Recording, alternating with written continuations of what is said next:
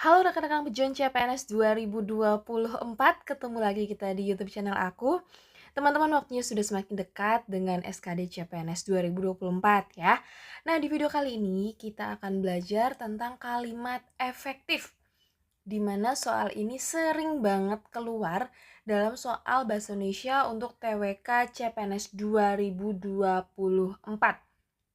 Makanya di video kali ini kita akan coba bahas dari materinya dulu ya secara singkat, lalu kita akan masuk ke soal.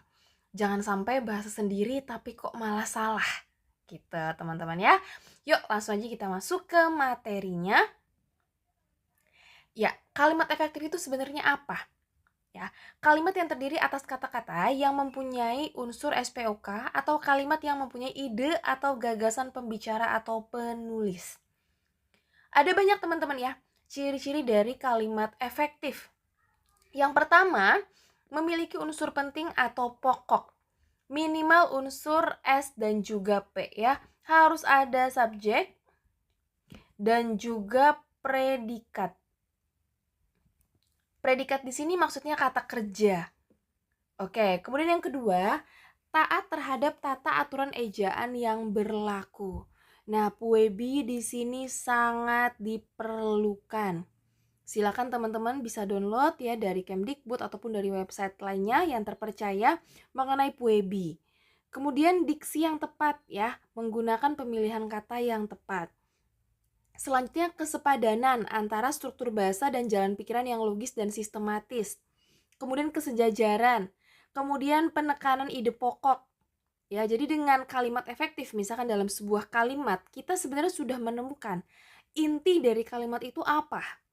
Begitu ya. Kemudian poin 7, hemat pada penggunaan kata. Jadi dilarang menggunakan kata yang sama gitu. Ya, dilarang menggunakan pemborosan kata. Kemudian menggunakan variasi struktur kalimat. Lebih jelasnya lagi kita lihat poin-poin berikut ini, teman-teman.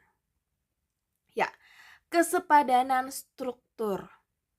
Oke, ya harus mengandung subjek dan juga predikat yang jelas. Kata depan atau preposisi tidak ditaruh di depan subjek karena akan mengaburkan pelaku di dalam kalimat tersebut. Contoh teman-teman, bagi semua peserta diharapkan hadir tepat waktu. Nah, ini ada kata depan. Ya, seakan-akan di sini tidak ada subjeknya, melainkan keterangan. Teman-teman, yang benar gimana Kak? Ya, kita hilangkan kata depan ataupun preposisinya. Menjadi semua peserta diharapkan hadir tepat waktu. Mungkin kelihatan ya, poin yang pertama ini kelihatan benar. Tapi kalau dalam kalimat efektif, kata bagi bisa dihilangkan. Kemudian, penggunaan konjungsi yang di depan predikat ya, di depan kata kerja dapat membuat terjadinya perluasan subjek. Contoh, dia yang pergi meninggalkan saya. Seakan-akan kita seperti menunjuk orang yang meninggalkan saya gitu. Berbeda dengan dia pergi meninggalkan saya. Ini ada subjek, ini ada predikat. Ada kata kerja. Kalau dia yang pergi meninggalkan saya, seakan-akan ini objek ya, ataupun seakan-akan ini subjek ataupun keterangan. Teman-teman ya, bukan subjek. Oke, karena dia yang pergi meninggalkan saya. Lebih kepada objek gitu, menunjuk orang, teman-teman. Kalau dia pergi meninggalkan saya, jelas ada subjek, ada predikat gitu ya. Oke, jadi kata yang sebelum kata kerja atau sebelum predikat sebaiknya dihilangkan. Kemudian, menghilangkan subjek yang sama agar tidak bersubjek ganda. Kakak sakit sehingga kakak. Oke, di sini ada double. Jadi dihilangkan saja teman-teman biar lebih hemat, lebih efektif. Kakak sakit sehingga tidak dapat mengikuti ujian CPNS. Dah selesai. Jangan lupa nih tanda titiknya teman-teman ya. Oke, kita lanjut. Poin berikutnya.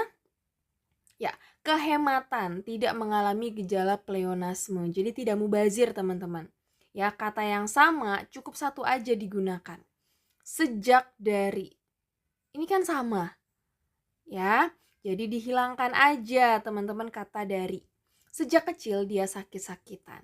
Contohnya lagi gimana Kak? Amat sangat cantik sekali. Nah itu mubazir banget ya. Kalau mungkin kalau kata orang sekarang tuh lebay. Gitu ya. Oke, kemudian para siswa-siswi sedang mengikuti on-job training di PT ABC. Nah, teman-teman, di sini ada kata para, kemudian ada kata siswa-siswi, sudah jamak. Jadi kata paranya dihilangkan saja, ya. Selanjutnya, kesejajaran atau keparalelan adalah pemakaian bentuk gramatikal yang sama untuk bagian kalimat-kalimat tertentu. Contohnya, ini yang salah. Kami telah merencanakan pembangunan pabrik, membuka hutan, pelebaran jalan desa, pembuatan tanggul air. Ya, ini teman-teman tidak sejajar.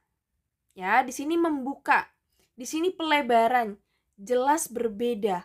Membuka di sini kata kerja aktif. Kata kerja, ya. Sedangkan ini pelebaran jalan desa, lebih kepada objek ataupun keterangan, teman-teman. Oke, kemudian yang benarnya kami telah merencanakan membangun pabrik, membuka hutan, melebarkan jalan desa, membuat tanggul air. Sejajar semuanya, paralel, teman-teman ya. Jadi perlu diperhatikan juga kesejajaran dalam kalimat efektif. Oke, kemudian poin berikutnya, kelogisan. Kita lihat ya, Hari Kemerdekaan Republik Indonesia ke-57. Nah, seolah-olah teman-teman ya, ada 57 negara Republik Indonesia. Yang tepat adalah Hari Kemerdekaan ke-57 Republik Indonesia. Beda ya, mungkin kita sering menggunakan kalimat yang salah, kalimat yang tidak efektif. Yang benar adalah Hari Kemerdekaan ke-57 Republik Indonesia. Karena yang ke-57 itu apa? Hari kemerdekaannya, teman-teman. Gitu ya. Poin-poin ini diharapkan ya dapat dipahami oleh teman-teman, harus menjadi harus menjadi bekal yang baik agar kalian ya ketika benar-benar sudah paham nanti bisa menjawab pertanyaan dengan baik dan juga benar tanpa pusing-pusing ya. Oke. Kita langsung aja masuk ke soal yang pertama. Manakah di antara kalimat berikut yang merupakan kalimat efektif? Ya, kira-kira jawabannya yang mana, teman-teman? Oke. Jawabannya adalah yang A, ya, baru aja dibahas. Kami telah merencanakan membangun pabrik, membuka hutan, melebarkan jalan desa, dan membuat tanggul air, ya. Ini semuanya sejajar, teman-teman ya. Oke. Untuk yang B, demi untuk anaknya. Ada kata demi, ada kata untuk. Mubazir, tidak hemat. Ya. Kemudian yang C, ayahku memperjuangkan karirnya dengan baik. Nah, mungkin banyak juga yang jawab C, teman-teman ya. Ternyata karir itu seharusnya ditulis karier. Oke, kalimat efektif juga memperhatikan puebi, menggunakan pemilihan kata yang tepat juga. Ya. Oke, yang D, kepada para mahasiswa diharapkan mendaftarkan diri di sekretariat. Nah, di sini teman-teman ya ada kata kepada. Kalau tadi pada penjelasan di materi ada kata bagi. Ya, bisa mengaburkan subjeknya. Sehingga kata kepada ini dihilangkan saja. Oke, kemudian walau sudah malam tetapi Rizky masih berada di depan laptopnya. Ini merupakan kata pertentangan. Walau, kemudian tetapi. Jadi dihilangkan saja salah satunya. Ya, walau sudah malam, Rizky tetap berada di depan laptopnya. Ya, masih berada depan laptop, kemudian kata tetapi dihilangkan. Oke, jadi jawaban yang tepat adalah yang A, ya. Ya, ini soal yang kedua. Di bawah ini yang merupakan kalimat efektif yaitu. Oke, kira-kira jawabannya yang mana, teman-teman? Ya, jawabannya adalah yang ya. Sebelum surat ini dikirimkan harus ditandatangani. Kak, kenapa nggak yang A, B, C, D? Kita lihat ya. Untuk penyusunan laporan yang lengkap ini memerlukan waktu yang cukup lama. Sama perlakuannya dengan bagi dan juga kepada, teman-teman ya. Bisa mengaburkan subjek. Kemudian yang B, dalam pertemuan itu dihadiri oleh seluruh ASN Kementerian Pusat. Sama dengan opsi yang A. Kemudian yang C, walaupun datanya kurang memadai, tetapi kebenarannya. Ya, ini merupakan kata pertentangan. Jadi dihilangkan saja. teman-teman ya. Yang D, karena kekurangan air maka tanaman menjadi layu. Tidak perlu menggunakan kata maka. Karena kekurangan air, tanaman menjadi layu. Cukup sampai di situ. Gitu ya, teman-teman. Jadi jawaban tepat adalah yang E ya. Oke, ini soal yang ketiga. Kita disuruh mencari kalimat efektif lagi ya. Banyak orang-orang beranggapan bahwa CPNS merupakan pekerjaan yang menjanjikan. Oke. Sudah ada kata orang-orang, ada kata banyak, mubazir. Bisa kita ganti dengan banyak orang. Ya. Ataupun orang-orang. Bukan banyak orang-orang. Jadi salah ya. Yang B, warna krem atau warna hitam. Nah, di sini ada pemborosan kata, ada pengulangan kata teman-teman. Warna krem atau warna hitam. Kata warnanya dihilangkan. Warna krem atau hitam merupakan, itu yang lebih tepat ya. Yang C, ketika seseorang yang pergi merantau, ada kata ketika di sini sama perlakuannya dengan bagi dan juga kepada ataupun untuk ya. Mereka bisa mengaburkan subjek teman-teman. Jadi kalau ada pilihan lain yang lebih tepat, pilihlah jawaban yang lain. Lanjut yang D. Salah satu tujuan pelaksanaan CAT CPNS adalah untuk mendukung SDM yang kompeten dan meningkatkan integritas calon pegawai ya. Ini pelaksanaan maksudnya ya. Nah, karena di sini disebutkan salah satu, ternyata di sini ada dua. Jadi salah teman-teman, tidak logis. Salah menggunakan kata ya. Yang E, minggu kemarin banyak pegawai yang melakukan demonstrasi. Tepat sekali, ini adalah jawaban untuk kalimat efektif. Oke, soal keempat. Terus meningkatnya permintaan terhadap produk bola bulu tangkis mau tidak mau memaksa industri bola bulu tangkis menambah produksinya dan lebih meningkatkan mutu bola itu sendiri. Oke, kita disuruh mencari perbaikan yang tepat ya. Kelihatannya sebenarnya udah oke-oke aja ya ketika kita mengatakan hal ini. Tapi ternyata bisa diubah dengan kalimat efektif. Jawabannya yang mana? Oke. Jawabannya adalah yang C ya. Peningkatan permintaan terhadap produk bola bulu tangkis memaksa industri bola bulu tangkis menambah produksi dan meningkatkan mutunya. Sudah ringkas, sudah efektif. Kak, kenapa enggak yang A? Bedanya apa? Oke, teman-teman. Untuk poin yang A ya, opsi yang A, di sini ada kata terus meningkatnya. Bisa kita ringkas menjadi peningkatan aja.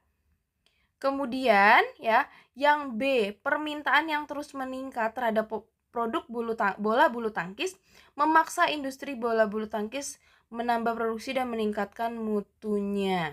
Oke, permintaan yang terus meningkat bisa kita singkat ya dengan peningkatan permintaan. Kemudian yang D, meningkatnya permintaan terhadap produk bola bulu tangkis memaksa industri bola bulu tangkis menambah produksinya dan lebih meningkatkan. Ya, sudah menggunakan kata berulang-ulang teman-teman ya. Yang E, banyaknya permintaan terhadap produk bola bulu tangkis mau tidak mau kurang efektif. Jadi jawaban yang tepat adalah yang C ya. Oke, soal yang terakhir, soal kelima. Kita disuruh memperbaiki kalimat di atas ya. Presiden Joko Widodo menyampaikan pidato di hadapan para tamu-tamu undangan pada Hari Kemerdekaan Republik Indonesia ke-75. Hati-hati ya, ini seperti contoh soal tadi. Kita lihat. Jawaban yang tepat adalah yang Oke. Jawaban yang paling tepat jelas yang E. Presiden Joko Widodo menyampaikan pidato di hadapan tamu undangan, ya, tidak perlu para tamu-tamu. Pada Hari Kemerdekaan ke-75 Republik Indonesia. Ingat ya, yang berulang tahun ke-75 itu yang diulang itu adalah di hari kemerdekaannya. Ya, bukan jumlah negaranya yang 75. Melainkan hari kemerdekaannya yang sudah diulang-ulang ya, sudah ulang tahun sebanyak 75 kali. Oke, teman-teman, kita sudah membahas materi dan juga latihan soal mengenai kalimat efektif. Silahkan teman-teman dicari lagi referensinya dan perbanyak lagi latihan soalnya. Semoga bisa menjadi bagian dari CPNS tahun 2024. Ditunggu kabar gembiranya, jangan lupa like dan juga subscribe dan nyalain tombol loncengnya biar nggak ketinggalan video terbaru dari aku. Terima kasih dan salam sukses.